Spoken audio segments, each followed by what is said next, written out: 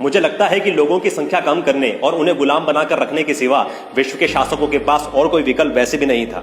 भारत में अनपढ़ों और अशिक्षितों का कितना बाहुल्य है, ये बताने के लिए किसी सरकारी आंकड़े की जरूरत नहीं। अरब देशों, पुरानी दिल्ली, निजामुद्दीन और दुनिया के बाकी कोनों में बसे मुसलमान कितने अशिक्षित होते हैं, इसे बताने के लिए भी किसी आंकड़े की जरूरत नहीं। बोको हराम का तो मतलब ही पश्चिम की शिक्षा और सभ्यता का विरोध है। मेरे कहने का मतलब है कि डंबिंग डाउन एजुकेशन का तो पेनिट्रेशन ही नहीं हुआ भारत के गांवों और अरब देशों में कभी।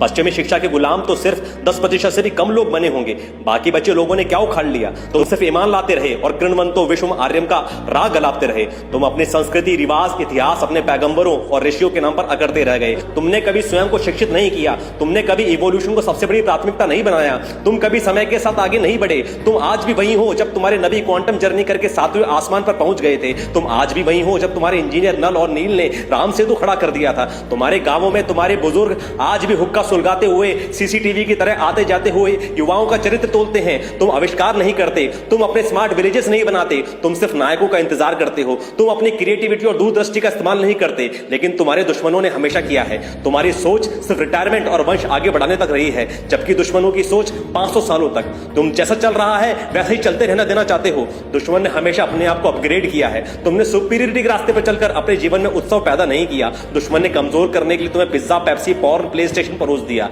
असल में सारा दोष ही डोपामीन का है। जिसने अपने अंदर डोपामीन पैदा नहीं किया वह मजे करने के लिए शहर जाता रहा। मैं शहरों के विरोध में नहीं हूं, मैं शहरों पर बोझ बन जाने के विरुद्ध हूं। जब शहरों पर बोझ बढ़ता है तो शहरों की हवा, पानी, मिट्टी में प्रदूषण बढ़ता है। जब युवा सुपीरियर बनने की बजाय मॉडर्न बनना अपनी प्राथमिकता बनाता है तो कृषि की महत्ता गिरती है और कॉर्पोरेशंस की महत्ता बढ़ती है। कॉर्पोरेशंस और भी बड़े स्तर पर मिट्टी, पानी और हवा को गंदा करते हैं। तुम्हारी गुलामी की जड़ें तुम्हारी सभ्यता में ही है। मैं नहीं जानता कि इस षड्यंत्र को पूरी तरीके से रोका जा सकेगा या नहीं, लेकिन प्रत्येक व्यक्ति सुपीरियरिटी के रास्ते पर चलकर इससे इंडिविजुअल स्तर पर तो बाहर निकल ही सकता है।